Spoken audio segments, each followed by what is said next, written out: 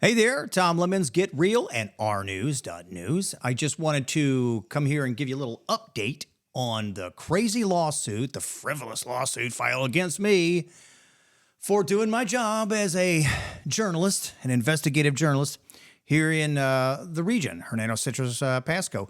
Well, I got some information. What I'm going to do is just play this clip for you, and I'm going to kind of give you some narration. These are just some excerpts from my documentary, Behind the Gate, which this way you don't have to watch the entire 45-minute film to kind of get a grasp on what's been going on and why this frivolous lawsuit has been filed against me. So let's take a look at the first clip. Hernando County clerks, current judges, a state representative, and other elected officials who use Dawn Center to springboard their political careers. Okay. By the way, the glasses, they're just readers because the vision's not so great anymore. So anyways, okay, so this is what initially, back in 2020, when I originally released this film, this is what really pissed off the local rhinos, we'll say, because it's not the Democrats that are at fault here. It's the local Republicans, and, you know, I call it like it is, okay, and I'm a Republican. So, but what it is they're trying to protect a Democrat voting base through the Dawn Center. So you are not allowed to criticize anything going on, no matter how corrupt, how much fraud's going on, how many lives are being destroyed, how many women are, going there and actually being abused or having their children abused, the drug abuse that's going on. This is all the testimony of women I interviewed in my film, Behind the Gate. So let's get on to this part. This is Judge Eineman here. He is the judge presiding over the lawsuit in my case, right? So this is a conflict. Why? Because he presides over domestic violence injunctions and criminal cases involving domestic violence. Well, that is the crux of the whole problem. This is what's wrong with this. This entire circuit should not be presiding over my lawsuit. So I've actually filed a change of venue, because it is not going to be a fair trial. There's absolutely no way in hell there's going to be a fair trial. So let's watch the next clip. And here's how it works. County Clerk Doug Corvat deputizes dozens of Dawn Center advocates who then become paid county employees. The clerk provides the private cell phone numbers of all county and Fifth Circuit judges. Then, the deputized Dawn Center clerks encourage women to lie on petitions for domestic violence injunctions. Okay, so there you go. This is the problem. They're the only county in the entire state that deputizes, Doug Corvat, the clerk of court, year after year deputizes volunteers who work at the Dawn Center shelter to be clerks in the court where they do intake for domestic violence injunctions from victims, alleged victims, right? So then, not only that, they're handed over, no one else gets this list. They're handed over the list of private cell phone numbers for every judge, not just in the county, but for the entire circuit. And then I've actually had women contact me and say, I was told to lie during the intake interview to apply for an injunction. And I have a video of that. I don't have it on here, but I have it. I can provide that at another date. But it absolutely proves that goes on. Let's watch the next clip. But hold on. You're probably thinking no one would ever perjure themselves just to gain an advantage in divorce or child custody cases, right? If Biden's domestic violence law passes, women will use this as leverage in divorce cases. Bizarre. The protective order carries criminal consequences. Yeah. Accordingly, that's a pretty heavy tool in negotiating a divorce. To do the protective order as part of your case, it gives you more leverage in negotiating settlement. Then all of a sudden, you're bringing them to the table a lot faster. You can use to get a protective order or use as a bargaining chip in your divorce. Gee, imagine that. Do you think people lie? Oh, yes. I think people lie, and they lie in court. They lie all the time. Yes, they would perjure themselves. And no, it's not bizarre, Mr. Biden. It's not bizarre that people lie. It's not just women.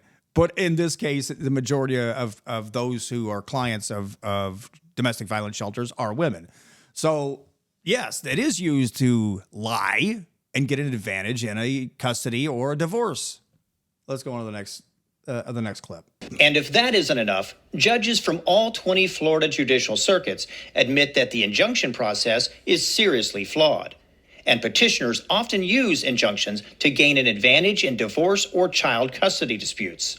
One Florida judge estimates that up to 40% of his cases had no merit at all. Another group suggests 81% of all petitions are either unnecessary or false. After that, the clerks contact judges on their private cell phones to discuss any civil or criminal case, which is a clear violation of Florida's Judicial Code of Conduct. This sinister scheme allows Dawn Center to qualify for grant funding by keeping domestic violence statistics high, and it secures a seat on the bench for any judge who plays along. And let's take a closer look at each judge. Judge Kurt Hitzman used to sit on the Dawn Center Board of Directors until I exposed the conflict to the community. He quickly resigned from the board, but still presides over domestic-related cases. Former Clerk of Court Don Barbie also sat on Dawn Center's board, and he's now a Hernando County judge. Okay, so there you go. I mean, how much bigger of a conflict could you have in a court system, unlike any other county in the state? This is just not uncommon here in Hernando County. And these now I have to say that this is an older video. Remember, I did the documentary back in 2020. So Judge Barbie has now become a circuit judge, and I believe he presides over cases in Citrus County. But we still have the judge, again, as I mentioned, Judge Eineman, who is presiding over my case, where domestic violence volunteers from the Dawn Center sit in on cases and influence the outcome of a case. And they have his personal cell phone number for ex parte communication, which we can't request that.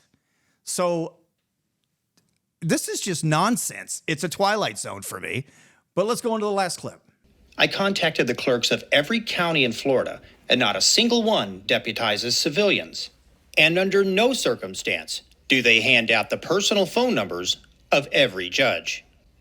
None of them engage in the same nefarious gender-driven political scheme with a nonprofit like the Fifth Circuit and Hernando County. I tried several times to speak with Doug Corvat, judges, and Fifth Circuit officials about their incredulous business arrangement with Dawn Center, but the gatekeepers weren't having any of that truth and transparency nonsense.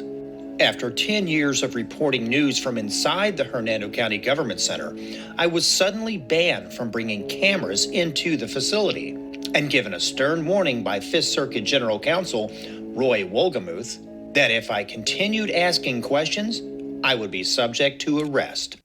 Can you say retaliation? Can you say threats? This is exactly why this circuit needs to grant my motion for change of venue out of the entire circuit, which I've already filed. We'll see if that happens. But there is an absolute conflict of interest here. No judge in Hernando County, Citrus, or the entire Fifth Circuit should be presiding over my case. It should be in any other judicial circuit in the state than Hernando County. Well, that's where we are.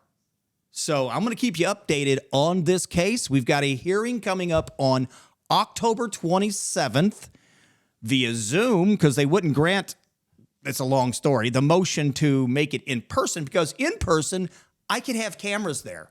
But Zoom, you can't record it. I can't record it. It's all secret.